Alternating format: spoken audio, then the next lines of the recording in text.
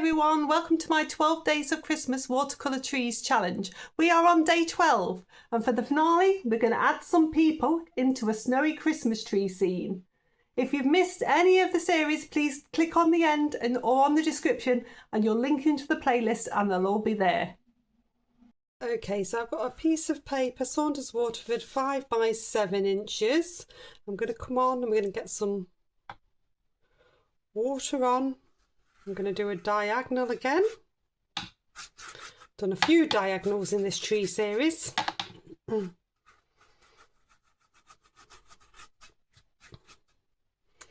Some water on the sky. I'm going to come into some raw sienna. I'm going to get a lovely bit of a glow happening. And then I've got some rose madder. I'm basically using what I've got on my palette now, just adding to it. So I've used some of these colours throughout. So a little bit of the rose madder. Could use permanent rose, you could use alizarin crimson. They would both work. It's that coolness that you want with a winter scene.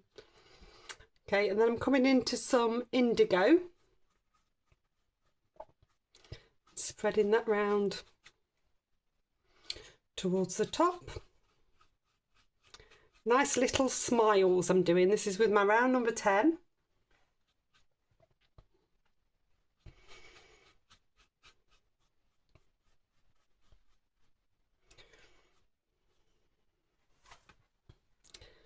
Take it a little bit thicker towards the top.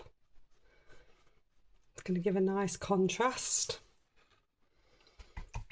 I'm going to swap down to my number 6.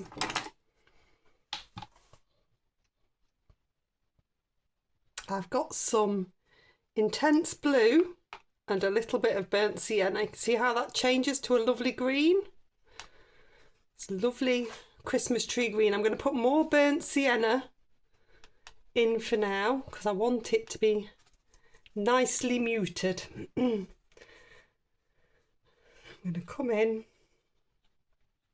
with my number 6, just start to create some distant Christmas trees.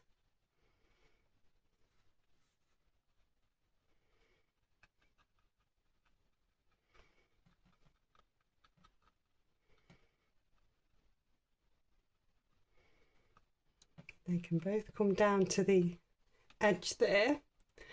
Then what I want is some fuzzy impressions of Christmas trees. So I'm doing little wispier ones further away, but they're not right on that edge, so they're going to be fuzzy on the bottom as well.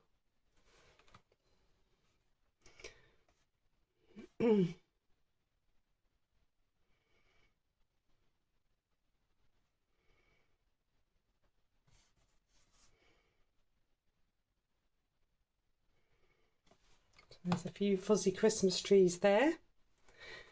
I might put a third one here.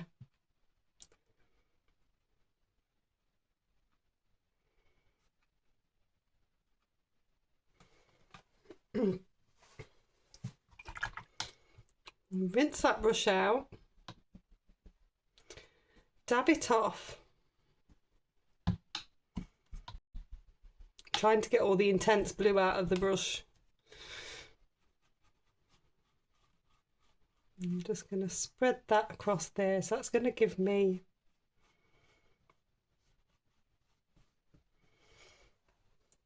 an extra sort of hillside here.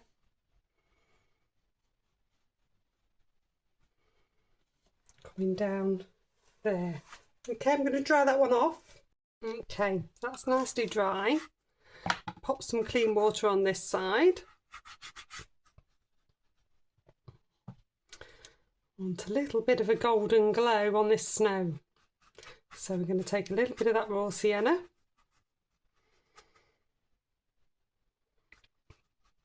A little bit of the rose madder.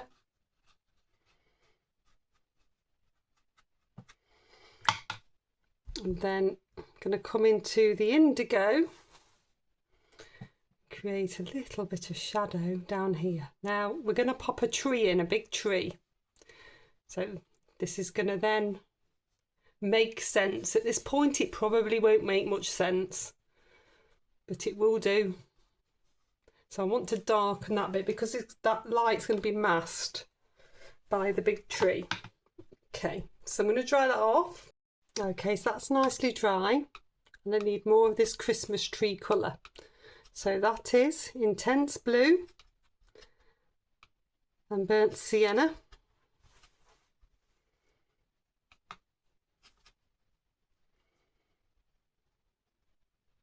I'm going to take a little bit of sepia into it as well because I want it to be nice and dark. I want it to contrast that glow from the sky. Okay, so we're going to come in, create that shape.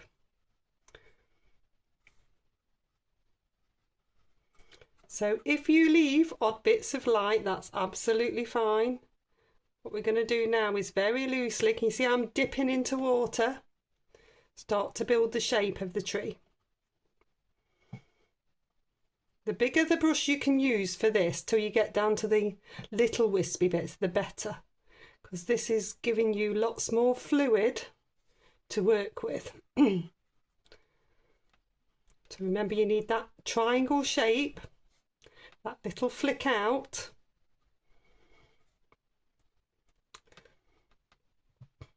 Those odd little bits of light showing through, absolutely fine. It works quite nicely. You get in a really nice contrast. And if I pick up my rigger, I can then start to do a little bit more detail. So you want some flicky out bits. Keep this nice and dark.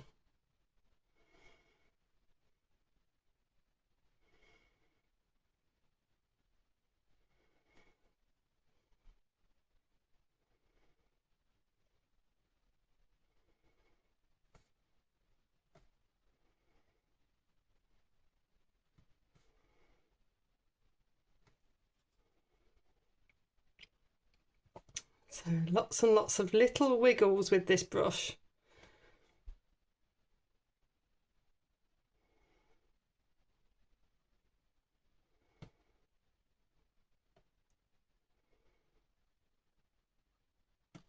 If you need to come back into your other brush that's still loaded,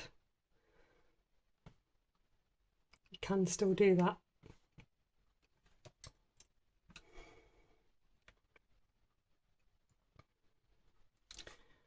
You want it to be random.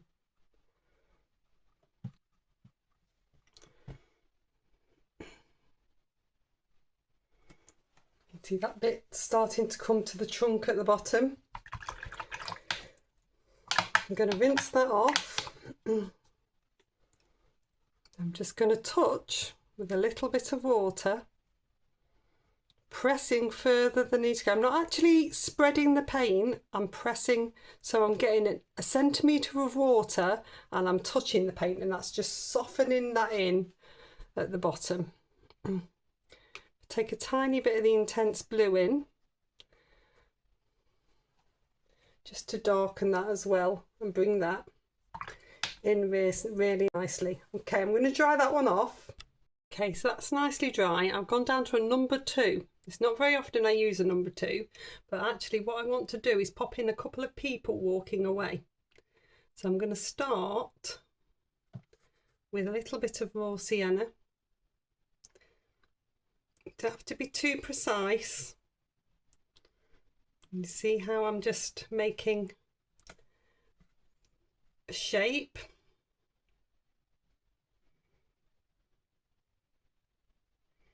So it's tapering down. Little arms here.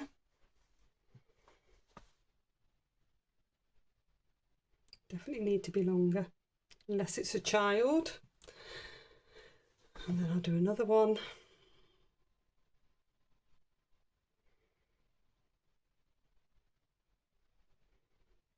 Yes, when you're doing it in a lighter colour and painting on, it just gives you a little bit of leeway. in case it goes wrong.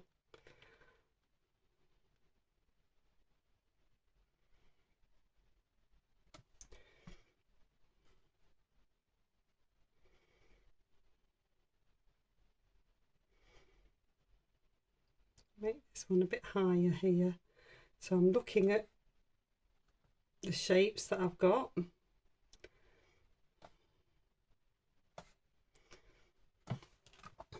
They're not bad. And then I can take in some additional colour. So I'm going to take a little bit of sepia. Depends how much you want them to stand out. You don't actually have to put them in. I'm just trying to do something a little bit different every time.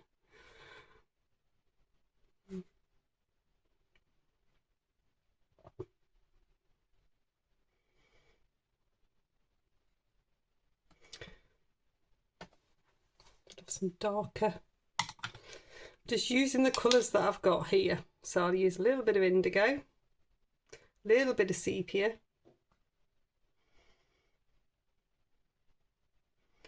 the good thing about winter clothes is they're quite baggy, so you can get away with quite a lot when you're doing things like this.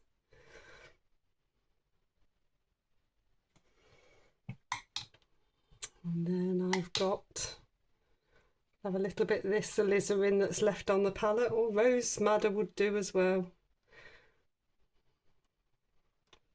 Bit of a red jacket.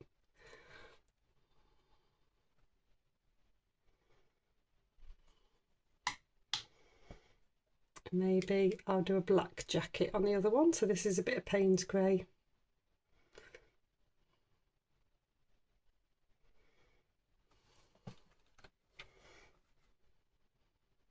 Don't want them matching, so just dotting in. And then if I use my round number 6, I'm just going to just soften their feet into the snow. So that's given me a little bit of shadow and it's grounded them. I'll dry them off before I put in some hard shadow.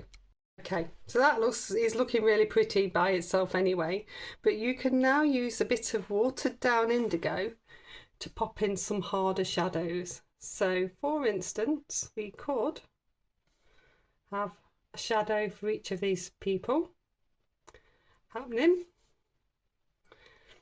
We could have some bits of shadow as if there was a path coming. We could have a few footprints. That would work quite nicely. It's leading you into the people.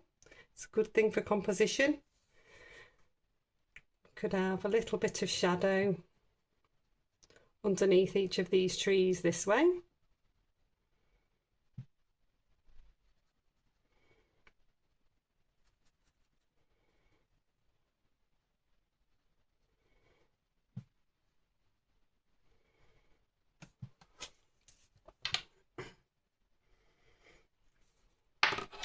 You want a bit of kitchen towel, you can just dab through that shadow because you don't want it to be too hard.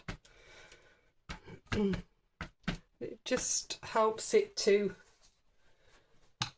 look less prominent. I quite like the mistiness at the back, so I don't want to overcomplicate that. I'm going to bring a bit more shadow under this tree, and we'll bring a bit this way.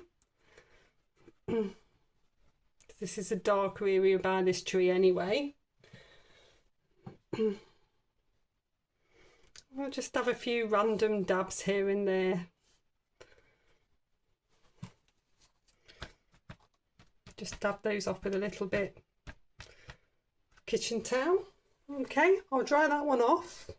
Okay, I've taken the tape off. I'm just going to show you how you can just darken up the centre of that tree if you want to. So this is still a mix of the Christmas tree green, and you're just going to add an additional layer. So if I come through quite fluidly with my number 6, I'm trying not to lose the bits of light that I've created loosely. and just come on with another layer, and that's just going to add an extra little bit of depth and boldness into this tree, because this, the dark against the light is what makes this picture. Often it's the darks that make a picture.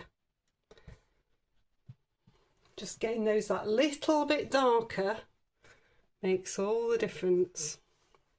I'm not going to touch my people because I feel like if I touch them I'll wreck them.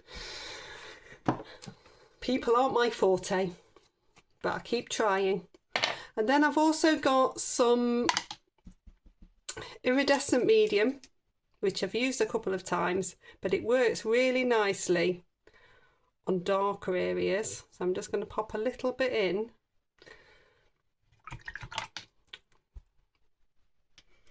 Just going to pick up that was quite a big chunk, a little bit, just to sparkle on the snow, just in the foreground. It's always really hard to see that on camera, so if I just bring that up, you'll be able to see that sparkle on there. It's really pretty.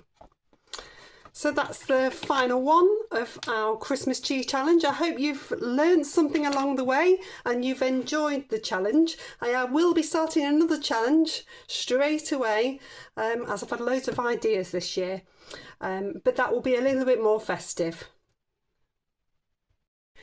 I will pop a link on this to a video where I'm going to try and pull these together into a little gift booklet, because I think that they work really nicely together, even if you just keep it for yourself for reference. It's a learning exercise and it's a beautiful gift as well.